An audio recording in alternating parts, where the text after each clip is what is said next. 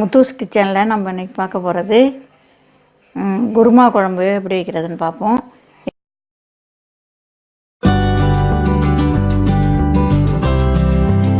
இதுக்கு தேவையான பொருள் நான் 5 பருப்பு வகைகள் நைட்டே ஊற போட்டு இப்போ 2 விசில் வச்சு வச்சுருக்கிறேன்.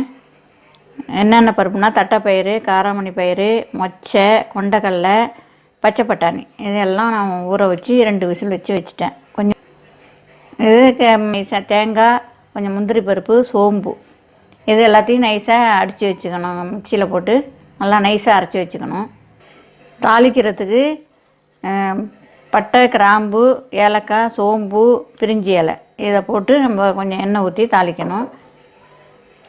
வெங்காயம், 2 பச்சை மிளகா, கருவேப்பிலை, தக்காளி, இஞ்சி பூண்டு விழுது இதை போட்டு நம்ம தாளிக்கணும்.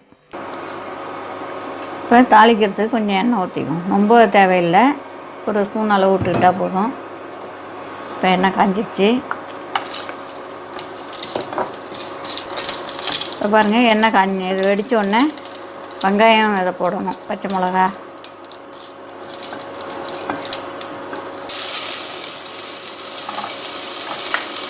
வெங்காயம் போட்டாச்சு. சின்ன வெங்காயம், பெரிய வெங்காயமா?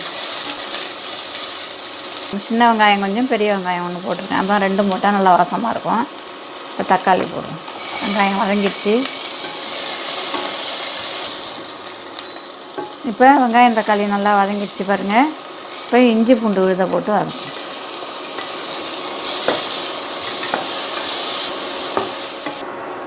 இஞ்சி பூண்டு விழுது போட்டு வதங்கிடுச்சு. இப்போ நான் 2 பச்சை மிளகா தான் போட்டிருக்கேன். இப்போ கொஞ்சம் மிளகாத்தூள் போட்டுக்கோம் காரத்துக்கு. இதையும் எண்ணெயிலே கொஞ்சம் அப்படியே 1 நிமிஷம் இதில் வதக்கினா போதும், ரொம்ப போட்டு வதக்கக்கூடாது. இப்போ நல்லா இந்த வதங்கிடுச்சு. இப்போ தண்ணி ஊற்றிடும்.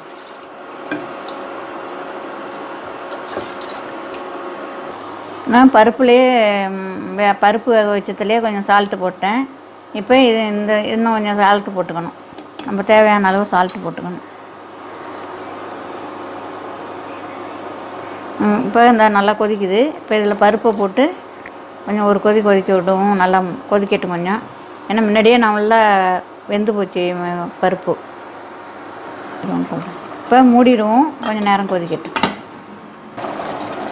இப்போ நல்லா அந்த கொதிச்சிட்டு இப்போ இந்த அரைச்சி வச்சேன் தேங்காய், முந்திரி பருப்பு, சோம்பு போட்டு அரைச்சிட்டேன். இதை நல்லா ஊற்றி கொஞ்சம் கொதிக்க விடுவோம். பாருங்கள் இப்போ குருமா குழம்பு ரெடி ஆகிடுச்சு. நீங்களும் செஞ்சு பாருங்கள் எப்படி இருக்குன்னு பாருங்கள். ஏன்னா நம்ம பருப்பு எல்லாம் என்றைக்காவது வாரத்துக்கு ஒரு நாள் இப்படி சேர்த்துக்கிட்டால் உடம்புக்கு நல்லது. எல்லா பருப்பும் செஞ்சு பார்த்துட்டு லைக் பண்ணுங்கள், ஷேர் பண்ணுங்கள், சப்ஸ்கிரைப் பண்ணுங்கள்.